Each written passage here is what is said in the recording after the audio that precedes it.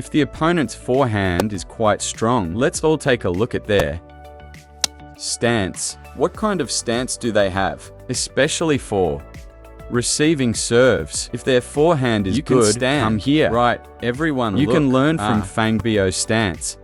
Right? Everyone, look, if they just stand right there. It's essentially, look, if I serve to their middle, they will definitely step in for a forehand short push. They will definitely use their forehand to receive. They might occasionally use their backhand to banana flip. 7 or 8 times out of 10, they will use their forehand to receive. If I serve long to their forehand, they will directly attack me with their forehand. Therefore, regarding this stance, look, right now, when they reach their hand out, it means they are maximizing their forehand. Table coverage. They want to cover as much as possible with their forehand. So, the more extreme this stance is, the better their forehand is. The more they stand to the side, the better their forehand. In this situation, how should we execute our serve? Right? Many friends will say, hey, since they are standing so far over to their backhand side, shouldn't I just serve it over to their forehand? Right? They think, hey, it's hardest for them to come all the way over here. That's both right and wrong. Why? Because for this placement, as I just mentioned, the requirement for precision is extremely high. If we serve short to the forehand, but it lands here, it is completely meaningless. Landing here does not count as a short forehand. But many friends think this already counts as short to the forehand. For someone with a good forehand, it's useless. So how should we serve in this situation? Friends, we still want to force them to make the widest possible movement to receive the serve. So we still have to. See that, friends? Did you see the placement of my serve just now? Right? What did their body do? They had to reach all the way over, right? Look. Right? They have to completely run over. But if I serve it here, look, for them, it's as if I served nothing tricky at all. They return it casually and cleanly. Just one step and they're there. But if I serve it way out here, look, once they move all the way over, where do they leave wide open? Look, everyone, friends. Look, now that they have completely moved over, everyone, isn't their backhand completely exposed? In this situation, they have moved over. So now, can I just do a fast long push? Right? I jam them directly at their backhand. Aren't they then forced to use their weakest side? Their backhand to open up the attack? Right? Everyone, let's watch that again. Isn't that perfect? 1, 2, come over, go. That one clipped the net. Come on, 1, 2. I serve it there. They move over. Look, at this moment, I go to their backhand. Their backhand is left wide open, making it hard to recover. Their backhand is generally not as good as their forehand. So this ball is very prone to mistakes. If the opponent keeps getting pinned by me like this, they will definitely make an adjustment. What adjustment? They will move their stance a bit towards the middle. This is to make it easier for themselves to cover this spot. Right? So now that they've adjusted their stance and moved back, if I push to their backhand now, it might not be as effective because the gap they leave open isn't big enough anymore. Their center of gravity isn't drawn out far enough, right? So what should we do in this situation? In this situation,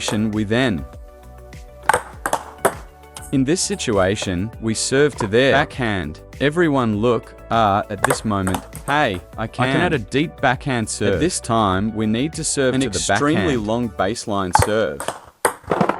Forcing them to do what? Forcing them to loop. Hey, I won't serve it there, see that? They want to step around for a forehand, right?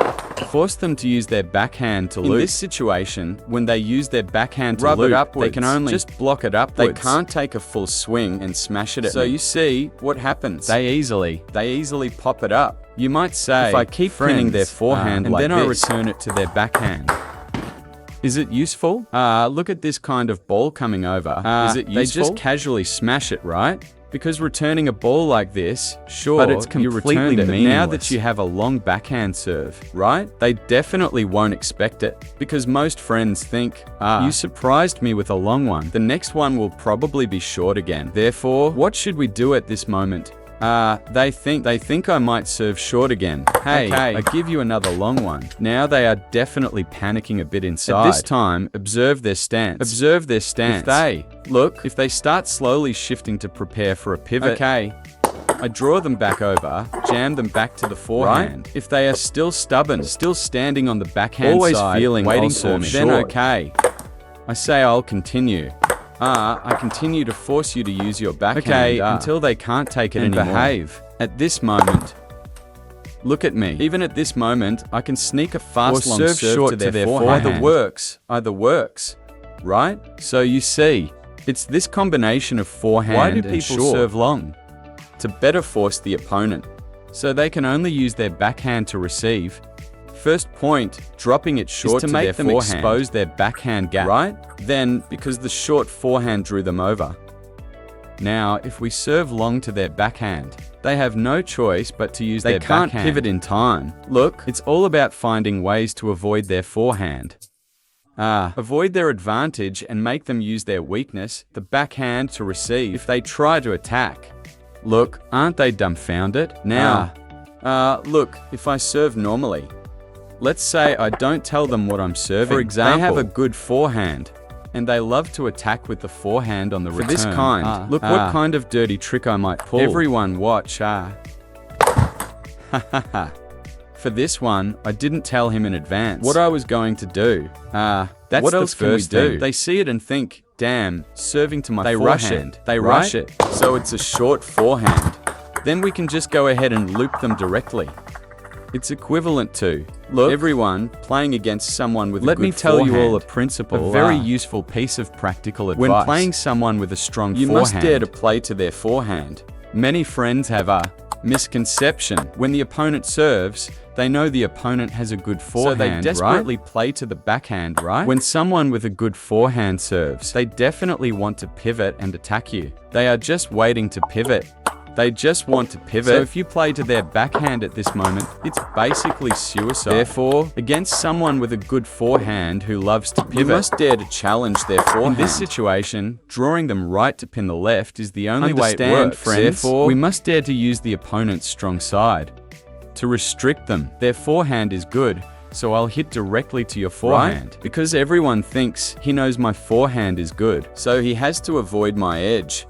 Right? He doesn't dare play to my forehand. That's exactly why they dare to stand on the backhand side waiting to pivot and loop So at this moment, we actively push to their forehand. Right? I directly meet your edge, I won't avoid it. I face your strength. I push right into your strongest area. When you push like this, drawing them right, only then can you pin them left. Come on. Look, everyone, so you see, for this serve, return. If I touch it to the backhand here, it's suicide.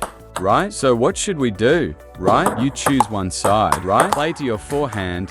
Hey, look, if I block like this, then it works. So everyone, you must see this. If you want to exploit someone's weakness, it's not about immediately forcing it directly to their weakness. Instead, I can first use restriction, displacement, to make you use your weakness, your backhand on the next shot. Your backhand. This is the way. With restriction, you can expose the opponent's weakness. It doesn't mean that when I serve, every single ball should go to their weak backhand side. That's wrong, right? You have to play to the forehand. You must learn to move right, pin left, instead of directly pinning the left. Therefore, you must also dare to play to the forehand. This includes serves. Dare to serve to the opponent's forehand to restrict them. On serve returns, dare to return to the opponent's forehand. Then, at this moment, their backhand is exposed. When they have to use their backhand to return the ball. After moving from the forehand to the backhand. Having to move and only being able to use the backhand, they are prone to mistakes and exposing weaknesses, right? They are standing right there waiting, friends. They are waiting right there. If you push to their backhand at this moment, they won't use their backhand, they will definitely pivot, right? We must dare to, right? Come on, 1, 2. Push to him. Move right to pin left. Move right to pin left. Right? Okay then. Right? Damn. Looping me down the line. Everyone must learn this principle. You must learn to displace the opponent before pinning them down instead of hitting directly to them.